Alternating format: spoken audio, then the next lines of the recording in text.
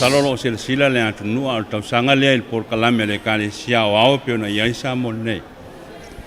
O lo fa lia ile lo fa muti vale o le atua ile pule anga ma tangata umo lo langi atua. I me alofa lo fa tino e unanga ese. Ia masalo te fia tala noa le tulanga o unanga ia le media, le TV, le tio o le newspaper ia manisi o vaenga tele vave. O vaenga ia lo avele whātaua le kale sia no nisine o wala tele vave o lo whauna so toa iai tu e fia o Samoa. Ia ma moli e fo le tala le lei pe o fo i tūlanga. Ia o sauninga whale kale sia i lea sa, ma lea sa wale ngata le kale sia kātolik.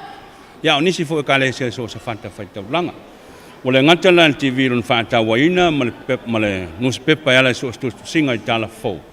Ia au whapea fo i nisi o wala tele vave o whapea ona mole ole fe au ma le tala lei fo i. So ta inga fo i a inga. O le tāwala le pe ona yel whātaua ina i le aso nei pe ona tawalunga me sa malai uru nei po le motu nei sa vai. I le whaingo whiela auto pito la au. Le fo whaanga longo mwha fonga le to tele le whainga tāo ngā luenga. E whaitua ina i tangata. Ia o lea fo se wha fonga fo i le mātaua o se mau fo i se whaamtalanga o watu ona la auto pito la au.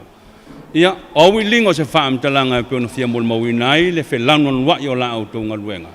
Ia pe fo na yele ta o le TV, ti atu le Pol Kalame, ma le Pol Kalame. E fia oso ia le fia TV ia fia uma pe afa le Pol Kalame. O le nganga fo i la le fia faitau le pepa le newspaper, la lavo le newspaper. Ma fo na fia faitau pepa te ngata ma fia faitau. O no o filano wa i Pol Kalame ma nisi o tusinga. O lo mo moli mai penta la fo le aso, ma le aso. Pe la faitau wa ina la le kale sia fo o la to fo o nanga e ala tu singa ia se fa punga la ta mai lava ala le media ele fa ngofia au se au wana ta ua le mo le mata ngofia vave ona so ta ia fa na wa Samoa le ngate lau fa nua i tala foi o ainga ia mai se fo fa sa launga i so se mtanga luenga mas business ia fa pe fo i tulanga o fa ngalo tu ia sa maniso sa uninga ta ua ia pe ona yel tatu sa valinga sa mo nei ia manisi lavo sa valinga pe ona sa yel tatu sa valinga ia malanga ngo fa lot le sala le ola le upola pola pola baile mamao e o atulama ile mamao tuki e tasi ayu alati sai e la lolagi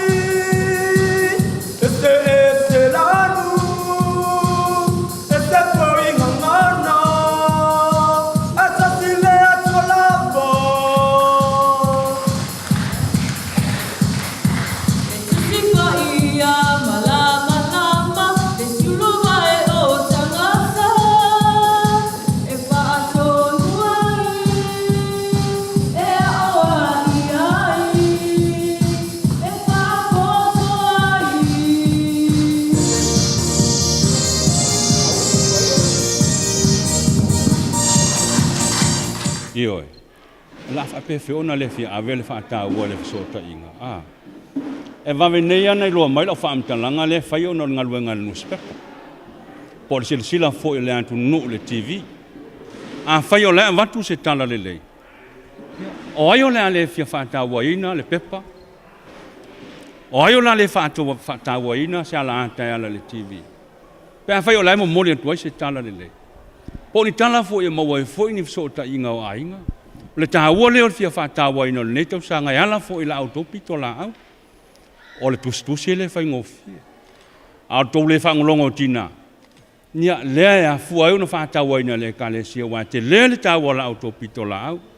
Wo le ngate sa mo nei a le vai fafo foi al sila mal fafo ta poi foi nisi foi o som fa na lo ya tu no ma mlenga ngol fa lo